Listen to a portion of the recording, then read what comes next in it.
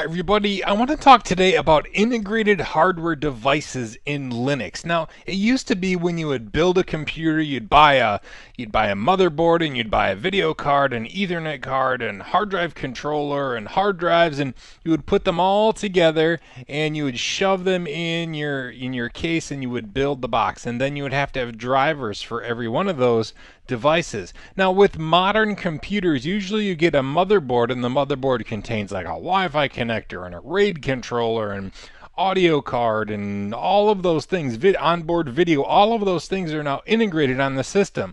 So how do you deal with those? Well, this isn't just Linux specific, but usually you can get into either the BIOS or if it's a newer computer, the UEFI controller. And what that is it's kind of like an access to the hardware layer itself before the operating system even comes into play. And that's where we can go and enable or disable integrated hardware devices so that the Linux system doesn't even see them if we disable them. So we're going to talk about that. Then we're going to talk about how those devices are represented in the Linux system, and I want to show you a couple tools on how to manipulate those, or at least a couple tools on how to identify what's installed on the system.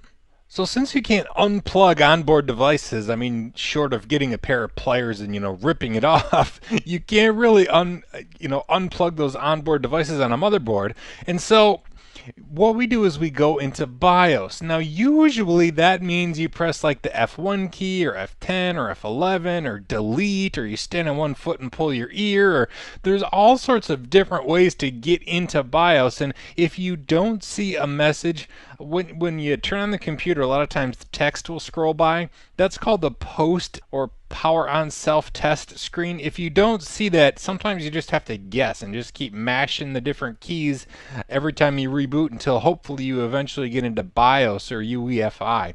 I'm using a virtual machine, so for me it's a matter of going in and flipping a switch inside the virtual machine itself. So here it is, my Xubuntu computer is not running, it's off. If I go, I'm using VMware Workstation right here. If I go into the VM Power, you can see here it says power on to BIOS. What that does, it turns on the computer and it like automatically presses delete. So if you're using a VM, you can get into BIOS usually with a menu system like that, so you don't have to try to figure out what key it is to hit as it's booting up before it gets to the operating system. Now, the unfortunate part is inside of a virtual machine's BIOS, there's not a whole lot you can modify. And that's because there's not a whole lot of built-in hardware on these virtualized motherboards, right? If you need to add an Ethernet card, it's in the configuration of VMware. So you just say, I want to add a video card, and it adds it on as a device, kind of like it used to be with the old school motherboard with all the different devices hooked on. So I can't show you all of those types of things in this BIOS, but this is where you would go. A lot of times in the advanced or the peripheral screen, you can go in and it'll be like, enable or disable the onboard video card, or enable or disable the onboard sound card. Now, I do want to show you a couple other things, and what I have screenshots of actual computers. They're not actually screenshots, to be quite honest. They're like photographs of a screen, because it's hard to get a screenshot of a BIOS. Let's save this and let this continue booting up while we go over to the screenshots that I have. So if you've ever booted up a computer and you saw an error like this where it says keyboard error, press F1 to resume, and you think, well, that's the dumbest thing ever, because the error is there's no keyboard connected, and you want me to press F1 to continue, F1 on the keyboard. It's horrible. I don't know why it's like this. By default, though, a lot of computers come configured this way. So if the keyboard is unplugged when it boots up, it says, whoa, there's a keyboard error. I need you to press F1 on the keyboard before I can continue. It's really a pain.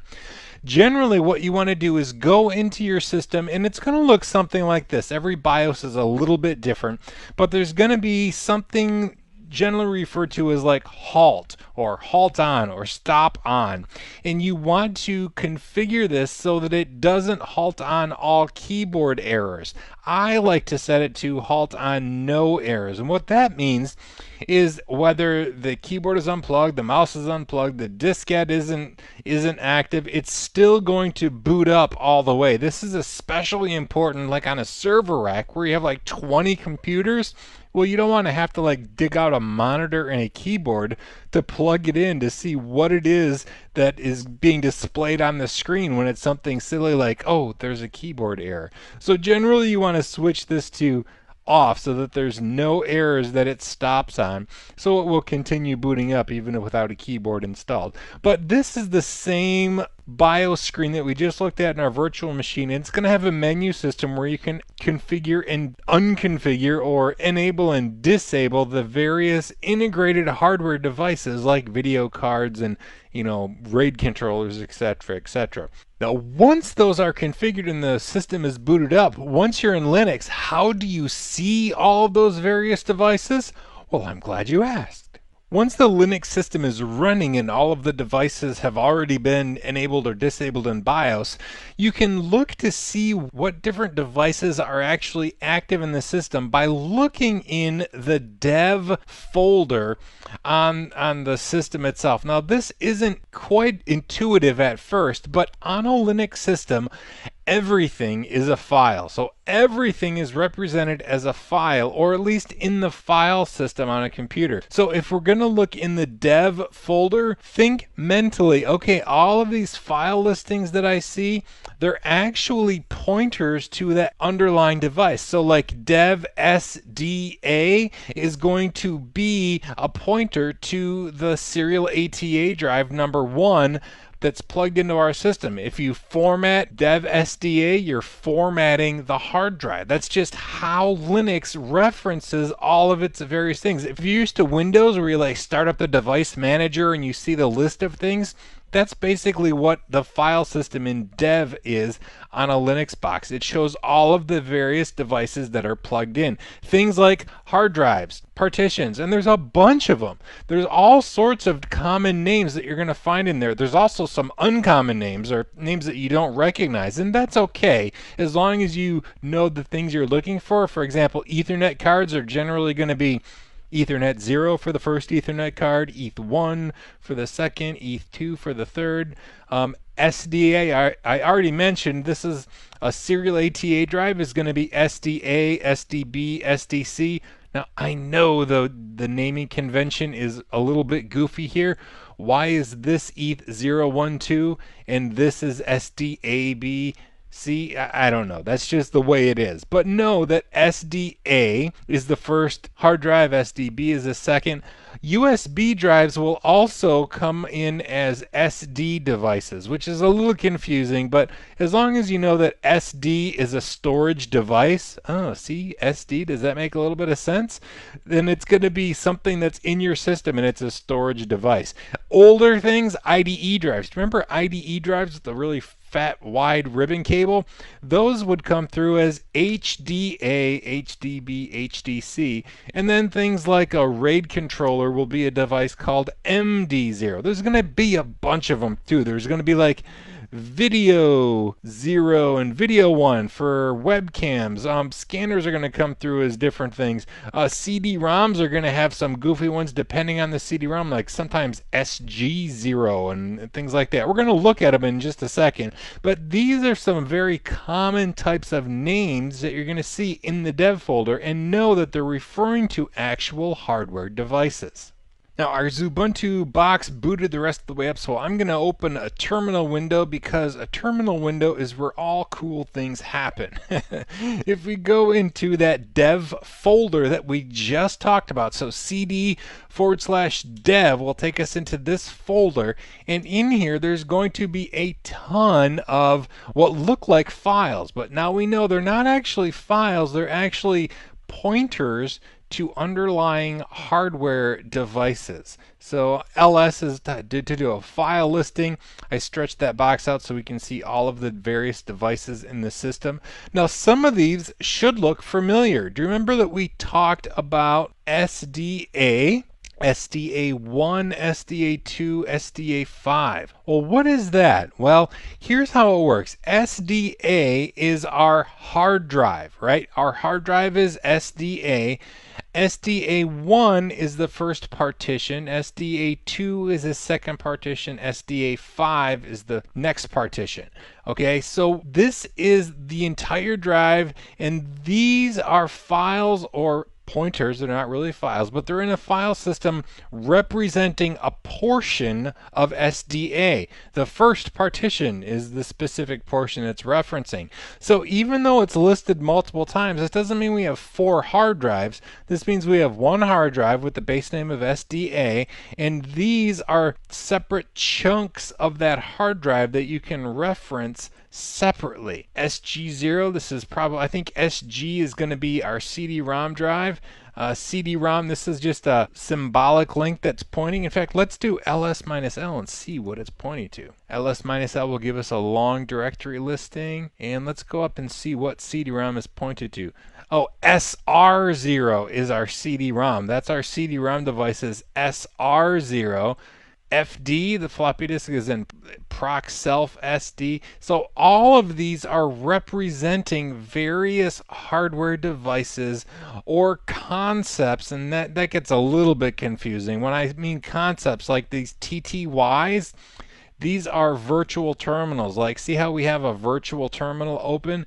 These are representations of those available virtual terminals, but they're not really files, right? They're actually links or pointers to the underlying hardware. If we were to plug in a webcam, bam, we would automatically get another device called Video Zero, and we could reference that with our program to take pictures or Skype or one of those types of things. So that's where the devices appear. There's more to it. We'll learn it some other time. It gets a little more complex.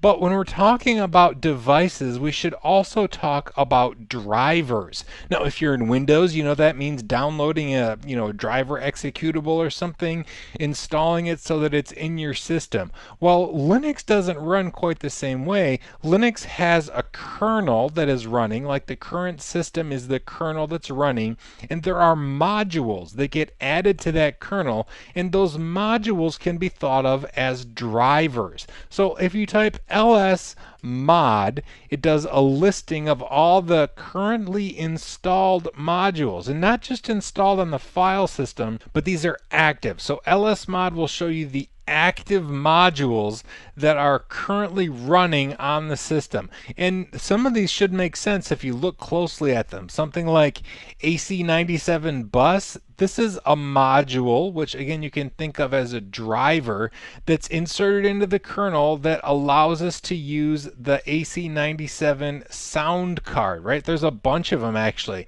One is like the codec controller, one is the individual hardware controller. Down here we have the MIDI controller for that particular sound card, and they're named so that you can kind of get, they start with SND. That kind of makes sense, right? All of these are running modules in the current kernel that are supporting whatever hardware, or in our case virtual hardware, we need in order to allow the computer to work. So we're going to look more at some of these things a little bit later, like when we plug in USB drives, but you need to know that this is how you list those various modules. Now, this doesn't happen very often anymore. Normally, devices are instantly detected and the module is automatically added, but I just want you to be familiar with this program called modprobe. What this does is it will insert a module into the current system. So if we know a name of a module for a particular driver, I'll try to think of one off the top of my head. Let's do, I have to be root, so sudo modprobe IEEE 1394 raw. Is that one of them? No, that's not the name of a module, but that's the process you go through for actually inserting a module. So like if we had a module for a particular scanner, we would insert that module and then it would be active. So when we plug it in, it would notice and it would populate that dev directory. So if we didn't have a module in place for the hard drive, when we plugged in the hard drive, it wouldn't recognize it and it wouldn't populate that dev directory with the hard drive file or pointer to the underlying hardware itself. That's really all there is to understanding how integrated hardware devices work in Linux, how you enable them and disable them in BIOS, where the devices are laid out, namely in that dev directory. So in that dev directory, you'll find a list of all the different devices that are there and we can access. And we looked at a couple tools that we can use mainly to view what's installed. That ls mod will show us the current modules, and just using the ls tool, because remember it's like a file system, so ls dev will show us a listing of all the currently inserted devices that the system can recognize and address. I hope that this has been informative for you, and I'd like to thank you for viewing.